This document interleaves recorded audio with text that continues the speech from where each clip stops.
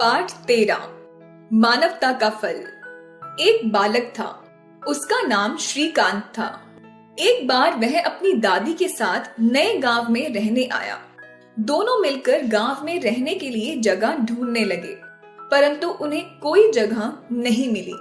अंत में वे गांव के साहूकार के पास गए। दोनों ने साहूकार को प्रणाम किया।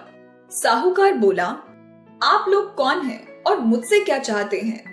दादी बोली, सेठ जी, हम परदेसी हैं, दूसरे गांव से आए हैं। अब हम यहीं रहना चाहते हैं।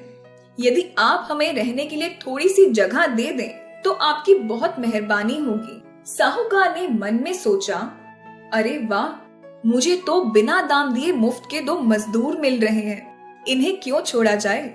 साहूकार ने कहा, मेरे घर के पीछे थोड़ा सा कूड़ा पड़ा है, उसे उठाकर घूरे पर फेंक दो और जमीन को साफ करके अपनी झोपड़ी बना लो।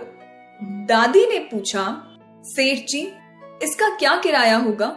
साहूकार तुरंत बोला, मेरे घर में 4 भैंसें, 3 बैल और 4 गायें हैं।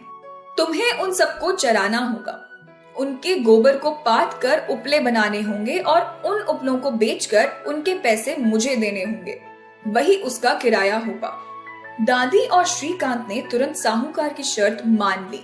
दादी उसी दिन से साहूकार के घर का काम करने लगी।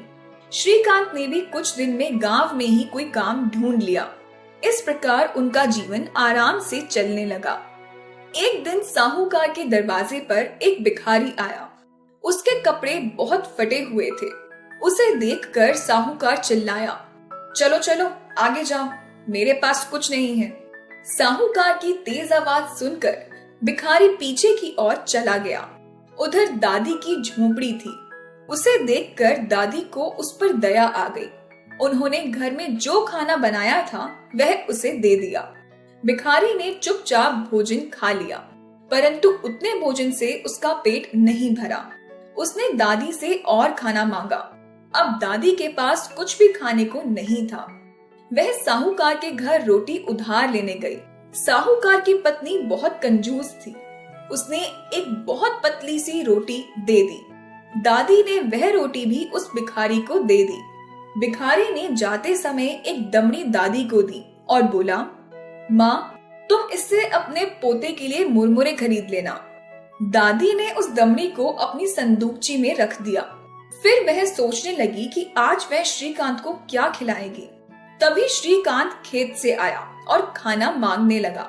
दादी ने सारी बात श्रीकांत को बताई और कहा, संदूकची में से दमड़ी लेकर खाने के लिए कुछ खरीद ला। श्रीकांत ने जैसे ही संदूकची खोली तो उसमें खूब सारा सोना था। सोने की चमक से सारी झोपड़ी जगमगा उठी। दादी ने श्रीकांत को बताया कि वह भिखारी सचमुच में देवता था। इसके बाद उन्होंने सोना बेचकर जमीन खरीदी, फिर सुंदर मकान बनाया, बैल खरीदे और बड़े किसान बन गए। जब साहूकार ने दादी और श्रीकांत की ऐसी स्थिति देखी तो उसे बहुत अफसोस हुआ। अब वह प्रतिदिन भिखारी की प्रतीक्षा करने लगा। जो भी भिखारी उसके दरवाजे पर आता उसे वह प्रेम से खाना खिलाता। कुछ दिनों के बाद साहूकार के घर वही भिखारी आया जिसे पहले उसने भगा दिया था। अब साहूकार बड़े सम्मान के साथ उसे अंदर ले गया। इसके बाद वह थाली में तरह तरह के स्वादिष्ट व्यंजन परोसकर उसके सामने लाया। भिखारी ने मुस्कुराकर भोजन किया। जाते समय वह साहूकार को भी एक दमड़ी दे गया। दमड़ी देखकर उसकी खुशी का ठिकाना न रहा। उसने दमड़ी को तुरंत अपनी तिजोरी में रख दिया। उस रात साहूकार को बिल्कुल नींद नहीं आई।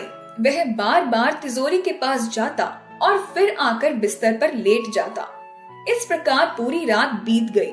सुबह होते ही उसने यह सोचकर तिजोरी खोली कि उसकी पूरी तिजोरी जगमग कर रही होगी, परंतु यह क्या, तिजोरी में रखा हुआ उसका सारा धन तो कोयला बन गया था। साहूकार अपना सिर पकड़कर बैठ गया। वह समझ गया कि यह सब उसकी करनी का फल है। दादी और श्रीकांत ने भिखारी को निस्वार्थ भाव से भोजन कराया था, जबकि उसने लालच में आकर भिखारी को भोजन दिया था, इसलिए उसे ऐसा फल मिला।